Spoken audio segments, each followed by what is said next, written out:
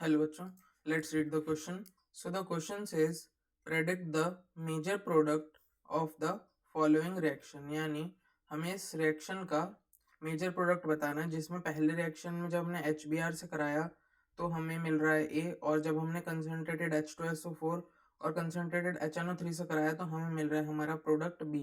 तो हमें बताना है कि ऑप्शंस जो हमें नीचे दिए गए हैं उनमें से सबसे अप्रोप्रिएट ऑप्शन कौन सा होगा. ठीक है, तो सबसे पहले हम इस क्वेश्चन के की कंसेप्ट की बात करते हैं.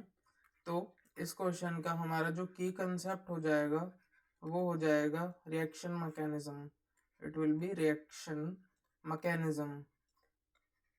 ओके, तो नाउ जब हम देखते हैं कि पहले वाले जो हमारा जहाँ पर ए बन रहा है उसमें जब हम अपना ये अल्काइल अराइल ईथर लेते हैं, अल्काइल अराइल ईथर यानी जिस ईथर में एक अल्काइल पार्ट हो और एक अराइल पार्ट हो. ओके, ये हमारा अल्काइल पार्ट हो गया C2H5 और ये हमारा बेंजीन रिंग यानी फिनाइल, ये अराइल पार्ट हो गया हमारा. जब हमने इसका रिएक्शन HBr के साथ करवाया तो हम यहाँ देखते हैं कि इस रिएक्शन में ऐसा होता है कि ये जो हमारा ऑक्सीजन और कार्बन के बीच का बॉन्ड है ना, ऑक्सीजन और कार्बन के बीच का बॉन्ड ये ब्रेक होता है, क्योंकि जब हम ऐसा करते हैं तो हमारी एक स्पीशीज बनती है जो कि होती है ये होती है हमारा फिनॉक्साइड आयन. इसे हम फिनॉक्साइड आयन कहते हैं. और जो फिनॉक्साइड आयन होता है हमारा ये ज्यादा स्टेबल होता है. इट इज फिनॉक्साइड आयन, इसे मैं लिखता हूं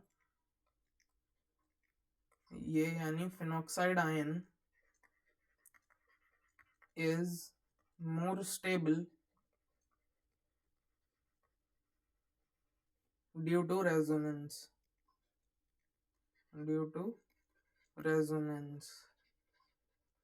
हमारे पास दूसरा ऑप्शन क्या था? हमारे पास दूसरा ऑप्शन ये था कि हम ऑक्सीजन कार्बन बॉन्ड को ना, अगर हम ऑक्सीजन कार्बन बॉन्ड को यहाँ पे हमने तोड़ा है, पर दूसरा ऑप्शन हमारा ये था कि हम ये ऑक्सीजन और बेंजीन रिंग का जो ये वाला यहाँ पे बेंजीन रिंग के कार्बन के साथ जो बॉन्ड बनाया हुआ है इसे तोड़ दें. पर इसको तोड़ने से तो हमें कोई फायदा होगा नहीं, क्योंकि यहाँ तो हमें एक अल्कोक्साइड आयन बनेगा जो कि हमारा किसी भी रेजोनेंस से स्टेबलाइज नहीं होता है.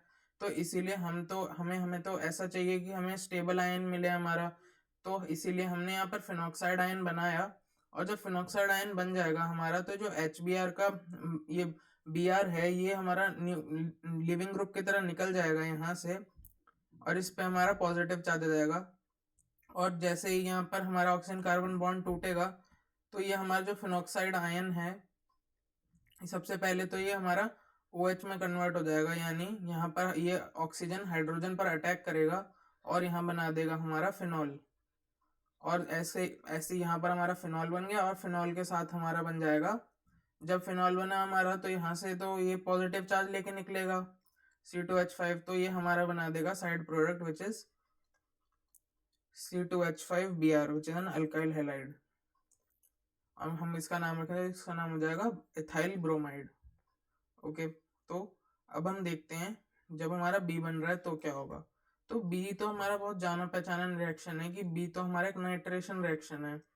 और नाइट्रेशन रिएक्शन में तो हमें पता है क्या होता है कि जब हम किसी भी अल्काइल अराइल ईथर में कंसनट्रेटेड H2SO4 डालते हैं और साथ ही में हम उसमें डाल देते हैं कंसनट्रेटेड HNO3, तो हमारा जो प्रोडक्ट मिलता है हमें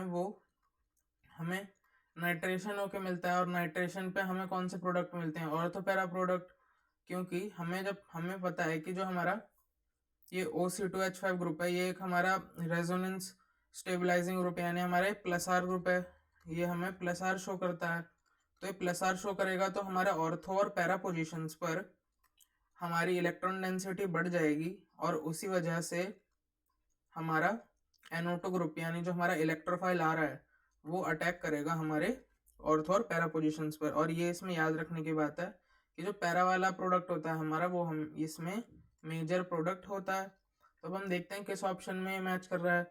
तो हम देख सकते हैं कि अगर हम ऑप्शन बी में देखें तो हमारा पहले में तो हमारा ये ए बन रहा था फिनॉल और बी बन रहा है हमारा ये बन रहा है हमारा बी जहाँ पे पैरा पे नाइट्रो लगा है.